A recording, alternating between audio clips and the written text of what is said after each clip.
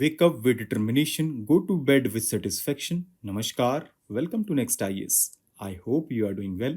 In this video, we will cover major headlines of the Hindu, Indian Express, and Press Information Bureau. So, without wasting any time, let's start today's discussion. Now, recently, Reserve Bank of India decided to keep repo rate unchanged at 6.5% for 9 times in a row. Consequently, the standing deposit facility rate remains at 6.25% and marginal standing facility rate and bank rate at 6.75%. These decisions are in consonance with the objective of achieving the medium-term target for consumer price index inflation of 4% within a band of plus or minus 2% while supporting growth. Talking about repo rate, it is the interest rate at which central bank of a country lends money to commercial bank for short-term needs. Here you have to answer how RBI's repo rate hike will impact the economy. Mark your presence and write your answers in the comment section, right? Next article focuses upon Citizenship Amendment Act 2019 because recently government has amended a provision of rules of the Citizenship Amendment Act 2019 that required applicants seeking citizenship to submit a document by any government authority in Afghanistan, Bangladesh or Pakistan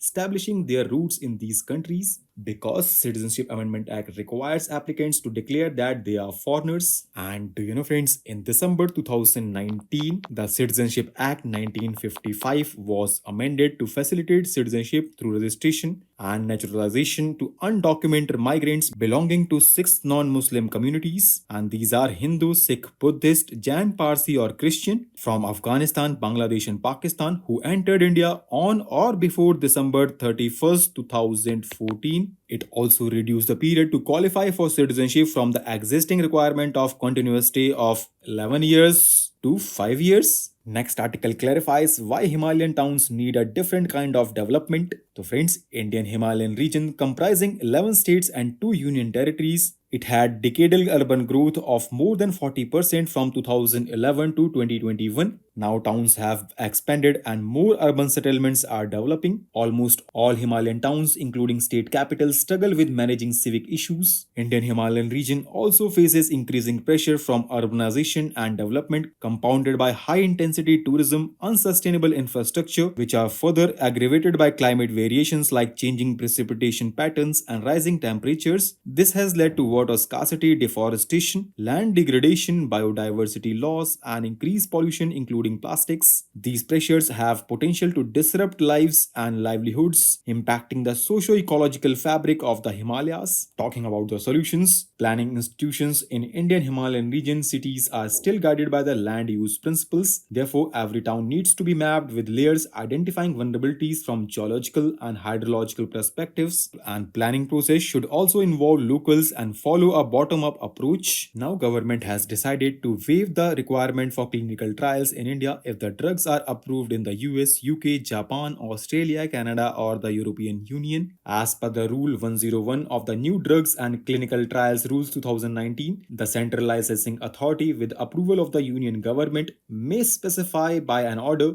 the name of the countries from time to time for considering waiver of local clinical trial for approval of a new drugs. Next article talks about viral encephalitis because its outbreak in Gujarat has claimed more than 73 lives. Talking about viral encephalitis, it is the inflammation of the brain parenchyma caused by a virus. It is the most common type of encephalitis. Viruses invade the host outside the central nervous system, then reach the spinal cord. Now, recently, 3 underwater geographical structures located in the Indian Ocean have been awarded names proposed by India. They are named after the rulers of Mauryan dynasty like Ashoka Sea Mount and Chandragupta Ridge. Kalpatru Ridge is the third structure for which the International Hydrographic Organization and UNESCO have recently awarded names. All 3 structures are located along the southwest Indian Ridge area of the Indian Ocean and they were discovered during an international survey exploration program. Next article is related to Project Pari, which is an initiative launched by the Ministry of Culture to celebrate and enhance public art scene in India. It is executed by Lalit Kala Akademi and this project aims to stimulate dialogue and reflection through public art.